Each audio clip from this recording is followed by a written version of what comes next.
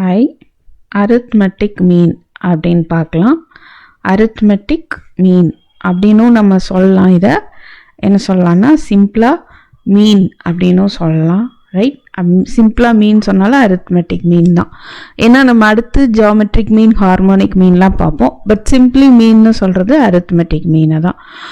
இதை வந்து நம்ம என்னன்னு சொல்லிக்கிறோம், ஆவரேஜ். இது எல்லாமே ஆவரேஜஸ் தான். அரித்மெட்டிக் மீன், ஜியோமெட்ரிக் மீன், ஹார்மோனிக் மீன், ஓகேவா? இது எல்லாமே ஆவரேஜ். நம்ம ஜென்ரலாக ஆவரேஜ்னு சொல்லும்போது அரித்மெட்டிக் மீன் அப்படின்னு வந்து எடுத்துக்கலாம். இதை மீதி அதெல்லாம் வந்து மென்ஷன் பண்ணிடுவாங்க, ஜியோமெட்ரிக் மீன், ஹார்மோனிக் மீன்.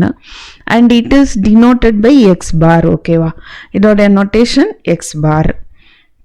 அப்போ அரித்மெட்டிக் மீன் எதுக்கு கண்டுபிடிக்கிறோம் அப்படின்னா, சம் நம்பர்ஸ் காமனாக அந்த நம்பரை சப்போஸ் x1 x2ன்னு எடுத்துக்கலாம்.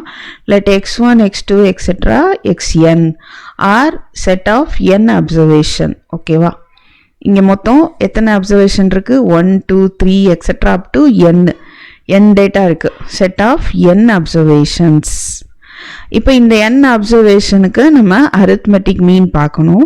So then arithmetic mean of these n observation is denoted by x bar. இது எப்படி செய்ய போகிறோம் அப்படின்னா, இந்த எல்லா நம்பரையும் ஆட் பண்ணி x1 + x2 + etcetera xn divided by மொத்தம் எத்தனை observation? n 1 2 3 etcetera n. So divided by n போட்டுறணும். இப்போ ஃபார் எக்ஸாம்பிள் நமக்கு வந்து நம்பர் வந்து 11 8 6 5 4ன்னு இருக்குதுன்னு வச்சுப்போம். மொத்தம் எத்தனை நம்பர்ஸ் இருக்குது? 1 2 3 4 5 5 டேட்டா இருக்குது, 5 நம்பர் இருக்குது. ஸோ இந்த நம்பர்ஸ்க்கு மீன் கேட்குறாங்க, ஆவரேஜ், ரைட்? அப்போ எக்ஸ் பார் ஈக்குவல் டு என்ன செய்யணும்? இது எல்லாத்தையும் ஆட் பண்ணிக்கணும். 11 + 8 + 6 + 5 + 4 டிவைடட் பை என்ன, மொத்தம் எத்தனை நம்பர் இருக்குது? 5 நம்பர்ஸ் இருக்கா? ஸோ இதை சிம்பிளிஃபை பண்ணால் போதும்.